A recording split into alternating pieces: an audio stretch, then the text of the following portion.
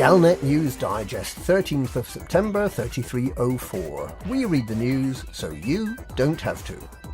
In this week's news, get ready for the Cartographics land grab. Leaky SRV feature leaked.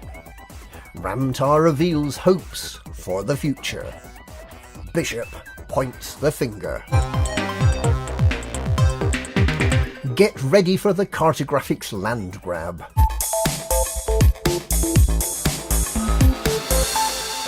Universal Cartographics has revealed that it's planning to push a major software update to its exploration modules, the Discovery Scanner and the Detailed Surface Scanner, towards the end of the year. The Discovery Scanner honk will now no longer directly reveal all the celestial bodies in a system, but in return it will offer a new discovery interface that will allow secondary stars, planets and moons to be discovered and credit given to you for the discovery without having to fly around the system.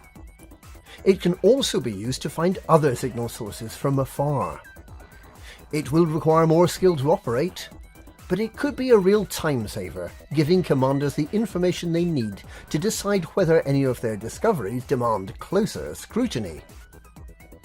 The Detailed Surface Scanner will also become significantly more powerful, allowing planets to be scanned to a far higher level of detail than before. A level of detail that will allow points of interest to be discovered without spending 3 weeks flying latitudes round the planet. If you've been wondering what all those mini-probes that come with the Detailed Surface Scanner are, well, now we have an answer. The mini-probes must be fired at the planet or planetary ring and will return detailed information about the planet. Some planets may require several mini-probes distributed evenly around the planet to achieve full coverage. To encourage a thorough survey, Universal Cartographics will credit every full planetary scan with a First Mapped By tag, which they hope will kickstart an exploration land grab by those who can't remember their names and like to see it written down every time they open the system map. Who will be the first to fully map Alioth? Who will tag Capital on Achenar? Who will get their name on planet Earth? Leaky SRV feature leaked.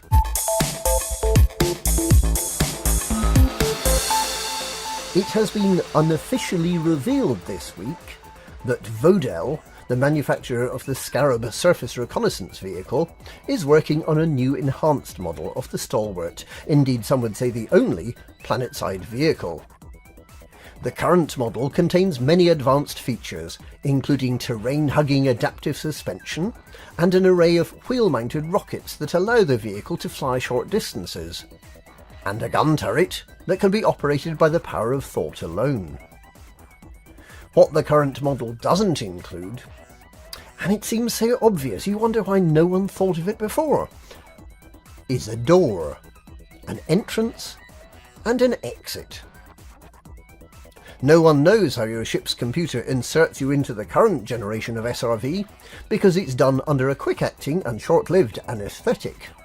But this new generation of SRV will allow commanders to activate the front opening canopy, slide their pilot seat forward, unbuckle, and get sucked out into the vacuum of the airless planet they've landed on.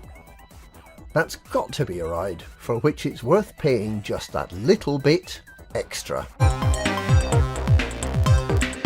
Ramtar reveals hopes for the future.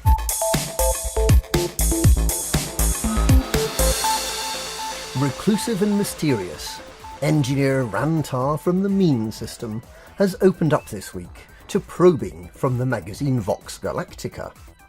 Tar revealed that he's been working on the Xeno Guardian fighters since the discovery of the first Guardian sites, starting with model XG-1. It was the 7th, 8th and 9th models, for some reason called the XG-7, 8 and 9, developed in collaboration with other technicians, that were recently released commercially.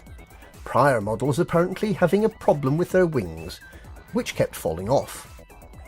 The XG-7, 8 and 9 avoid this problem using invisible springs that were inspired by ancient lore about Rayman. and the rabbits. TAR hopes to continue development and will soon release a range of premium fighters, the XS, the XS Max, and the relatively more affordable XR, which will be bigger, faster, and more costly than any fighter you could possibly imagine. Bishop points the finger.